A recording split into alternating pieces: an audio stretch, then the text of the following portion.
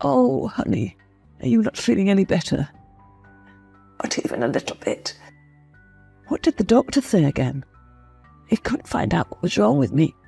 I feel terrible and helpless. What am I going to do? Rest, darling. I'll pick up your favourite soup on my way home. No need, dear. I made a bowl for her. Thanks, Pam. You have been such a help. My name is Olivia, and I am 30 years old. I'd been sick with the terrible flu for a month and a half. I should have known it wasn't a coincidence that I began to feel ill as soon as my mother-in-law, Pam, 54, came to live with my husband, Johnny, 28 years old, and me.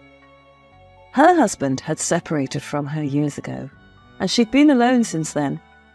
She's been needing help with money expenses recently, as she no longer works. I don't understand why. She's still relatively young for her age, but she was banked on disability for falling at work, and since then she hasn't wanted to go back. So, like the mama's boy my husband is, she moved in with us at the beginning of June. Pam and I got along just fine, but things got tense when she moved into our house. It all started when I went to the doctor to follow up with me trying to get pregnant. I had discovered troubling news. I had a low chance of ever getting pregnant. My husband and I had been trying for over a year, and nothing was working. So hearing this news was difficult. I thought we were having issues because maybe I was stressed out from work, or it wasn't the right time. In reality, my body couldn't properly produce a baby. Disheartened by the news, I cried to my husband for nearly an hour. Our dog, Baxter, kept us company as I cried into Johnny's shoulder. He was disappointed, but Johnny said he still loved me and that we would get through this together. We could adopt kids or try other methods that the doctor had suggested. My hopes were a little up, but that didn't last long. I was in my room, resting because I was tired of crying all afternoon, when I overheard Johnny and his mother in the kitchen talking as the bedroom door was cracked. You can't be serious. She can't get pregnant. Lower your voice, Mum. Olivia is already upset as is. I mean, so am I. But what can be done? This is unbelievable. Absurd. Is this my karma? What on earth are you talking about? This is exactly why your father left me. Why are you making this about you? She ignored him and continued. I couldn't have any more kids after you. This is the one duty a woman can offer, and she can't even pop out one for you. Oh, God, how long has she known? Just today. She's lying. She must have known longer, possibly before you two got married. Mom, how can you say that? No, she didn't know, okay? The doctor should have caught this sooner, yes, but it's not her fault. There was a brief silence, and then she said, I don't think this relationship is going to last. Stop saying hurtful things. You know nothing about us. I know your father, and if you're anything like him, you will hurt her by leaving. I would never leave her. I love her with my entire heart. You'll love her until you begin to resent her. You should leave her now, before she goes on believing your lies. As of now, she has no purpose to live. I, at least, was able to give birth to you. You sound absolutely crazy. What is wrong with you? This is not a competition. I've never heard his mother be so vindictive. My heart shattered 3 times over. I began to cry harder into my pillow before struggling to get out of bed and shower to get rid of the tears. My husband found me sitting on the shower floor, shivering. He knew at first glance that I had heard everything that his mother said. That night, he forced her to apologize. She did, and I believed her because that was the first time I saw a different side to her than being sweet. She vehemently apologized repeatedly and said she didn't mean those things. It reminded her of her issues with pregnancy with Johnny's father. I accepted her apology and I thought we could move on. I was so very wrong. When his mother moved into our house, she had offered to do all of the cooking and the cleaning, because Johnny and I both worked full-time. I tried offering to cook at least a few times a week, but she always declined. Besides, dinner was already ready by the time we both got home. She would serve our plates as well. A week later, after revealing my infertility issues, I began feeling a little ill, like a frog or something scratching was coming from my throat. For the first few days, it got worse, then eventually, I no longer wanted to eat solid foods. Johnny told me to go to the doctor, but I thought it was another case of a summer cold. I was wrong, of course. But how could I think my mother-in-law would do something so heinous? She went to church and was nice to be around for the most part. She even ran a book club meeting at our house on Fridays. After the second week, I went to the doctor. They found nothing wrong with me and told me I had a simple cold. I went home with some medicine. It helped initially, but again my illness only worsened in time. Eventually, I developed a horrible cough and could only stomach my mother-in-law's homemade soup. I felt extremely lousy, and I didn't know what to do. Pam was strangely very supportive and always ensured I was fed and in bed. But I should have known her overly nice attitude was a mere lie. As I said, she made homemade soup for me. My taste has gone since away, but my smell was loads better. So, when she brought the soup and handed it to me, I got a whiff of something chemically. "What's that smell?" Pam's cheeks reddened, and she took a step back. "What are you talking about, dear?" "I don't know.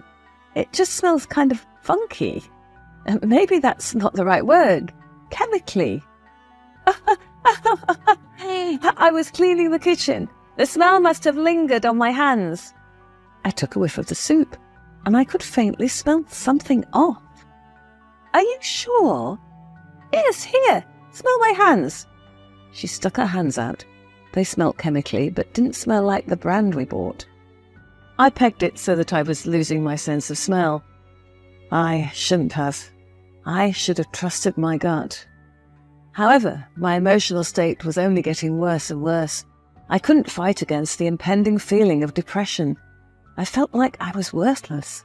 I couldn't work or do anything productive, and the thought of being unable to provide for a family was haunting me even worse. I had more time to think. The only thing that kept me company was my dog, Baxter. He was a sweet boy, but my emotional state was getting worse and worse. During the night, I would cry and cough interchangeably. My husband tried to console me as best he could, but I felt so terrible and miserable. Eventually, he advised me to get some fresh air, as he was getting ready for work one morning. It would do me some good. I was so torn down that I didn't even want to attempt to get out of bed, but he mentioned that Baxter could need a walk. His mother usually did it in the morning for us, but she was off visiting her sister for breakfast and church. She wouldn't be back until late since her sister lived about 2 hours away. However, Johnny informed me that his mother had made me soup before she had left and that it was stored in the fridge. I looked down at Baxter's beautiful brown eyes and accepted his offer. Wearing my drab robe, comfortable pyjamas and slippers, I put on Baxter's leash and walked. It was rather chilly out, even though it was summer, but we went on our way. I was feeling better with every step. As expected, Baxter went number 2, and I picked it up with a waste bag. After about 30 minutes or so, I turned back towards the house, holding the waste bag in one hand and the leash in the other. Maybe my husband was right. Perhaps this is precisely what I needed. Still, that horrible cough lingered at the back of my throat. When I returned to the house, I was ready to throw away the waste bag. I lifted the trash bin top, and as I tossed it in, I noticed 2 empty small bottles of Lysol's all-purpose cleaner. Whoever dumped these must have thrown them away after the trash man came to pick them up. My husband and I didn't use Lysol's all-purpose cleaner. We always bought Pine Sol. It made me begin to wonder why we had it. I went inside into the kitchen and checked under the sink, and as expected, we had 4 bottles of Pine Sol still left. They were on sale a few weeks ago before I got sick, and about half of it was missing from one of the bottles. So why did we have Lysol's all-purpose cleaner in the trash bin outside? My husband never went shopping, so I thought my mother-in-law bought it. But why? We had cleaning stuff already in the house. Maybe a neighbour came to throw it away in our bin. That didn't make sense. Call it my intuition or instinct, but I knew something was wrong. After the weird encounter with her hands smelling like cleaner, I knew something was off. I went into my mother-in-law's bedroom and shut the door behind me. I checked in her closet to see if she had more cleaning spray. There wasn't any. Before I left the room, I decided to check under her bed, and lo and behold, I found rows of cleaner. Why was she storing so much under here? Around one of the bottles was a receipt. I dug under the bed and read the paper. The date was June the 15th. This was the next day after I told her about the pregnancy issue. A feeling of sickness began to rise. Again, I still pegged this as just being paranoid, but at the same time, I couldn't help it. And I'm glad I didn't. Setting up a camera in the kitchen was in my best interest. I knew that her food was tasting funkier and funkier with each meal, but I was too afraid to hurt her feelings. In reality, I was deeply in denial that she was trying to hurt me. I texted my friend Callie to ask if she could do me a favour with no questions. She was confused, but I told her I would talk to her soon and didn't want any questions. I asked her to pick up a hidden spy camera, and she had to be quick. She went to the nearest Best Buy and bought me one camera. She came straight to my house. I said thanks and reminded her no questions, because I saw her mouth with the tip of inquiring. I quickly set it up, and as soon as I turned it on, I heard my mother-in-law's car coming. I ran to my room out of breath and laid down in bed. She knocked on my door. Come in. She opened the door. Hey, darling, how are you feeling? Okay, I could be better. Want me to heat you some soup? Oh, okay, thanks. One more bowl of poison wouldn't kill me, right? I thought I was overthinking it. This was a bad dream. I dozed off for a little as my body was exhausted. She came back 20 minutes later and left it on my bedside table. There it was, the faint chemical smell from earlier. I ate about a quarter of it before I yelled for Pam. She came into my room. Oh, would you mind putting this up? My stomach is upset. Dear, you're losing your appetite now. I guess so. I want some rest, that's all. Okay, sure, no problem. Remember, you should only be eating chicken noodle soup. Don't let Johnny try to get you anything else. We need you stronger. I bet. Late at night, when everyone was asleep, I nabbed the camera and played it back. As I suspected, I was right. So horribly right. She left the kitchen, grabbed her spray, and squirted it directly into my bowl. Not a whole lot, but enough to make me sick. I went to the nearest restroom, puked my guts out. Luckily, I used the downstairs, so no one heard me except for Baxter. Why was she killing me, torturing me? What had I done? I was so tired and so angry I didn't know what to do. Too exhausted from throwing up, I fell asleep on the couch. When I woke up, I realised what day it was. My mother-in-law's annual book club meeting. They always started at noon on Fridays, so many of her friends were coming over. I was kept in the room because of the illness, so I rarely saw them. But today, they were going to see. Luckily for me, my husband was off of work today, and so he cared for me. I could have shown it to my husband right then and there, but something about this made me boil. I wanted to humiliate her in front of people who thought she was lovely. So, I did just that. I waited in the room and listened to see if there were people downstairs by asking my husband. Of course, honey. Why? Well, I want to go say hi. I'm feeling so much better. I wasn't, but my smile disguised it. They're old, though. We don't want them to catch what you've got. Oh, come on, Johnny. I haven't seen another human being besides you and your mum.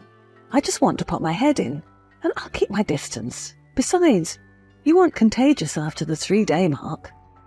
He finally relented, so we ventured downstairs. Pam was shocked to see me out of bed. I said my hellos, and as I did so, I started small talk while walking towards the TV. I held my phone in one hand and the Apple TV remote in the other. "What are you doing?" I made a special video for your mum. She's been such a help with my sickness, so I made her one that I would like to share with her friends." "Oh, how thoughtful. Go for it." Pam looked sceptical, as she should be. Instead of a collage video, the screen flashed to Pam in the kitchen. Step by step, they saw her walk out of the camera frame. Everyone was confused and began mumbling. "What's this?" Pam just stood there in shock, and Johnny had a puzzled expression. She came back on camera with the Lysol spray, and they saw exactly what I did the night prior. Johnny was flabbergasted and looked directly between his mother and me. "What? What?" Pam's face relaxed for a second, and it was like seeing a demon in disguise before turning back into a cry. I was only trying to free you, Johnny. She can't give birth. What are you going to do with an unfit mother? You're crazy." Everyone inside that house began to erupt in anger, and foul words were thrown against my mother-in-law by her own friends. Pam was arrested. Her only excuse in the courts was I took away her chance of having grandchildren. I think it's because she has unresolved feelings over not being able to provide more children to her ex-husband. Sometimes I feel bad for Pam because she was just mentally sick, and other times I wish I had done more damage, like poisoning her food.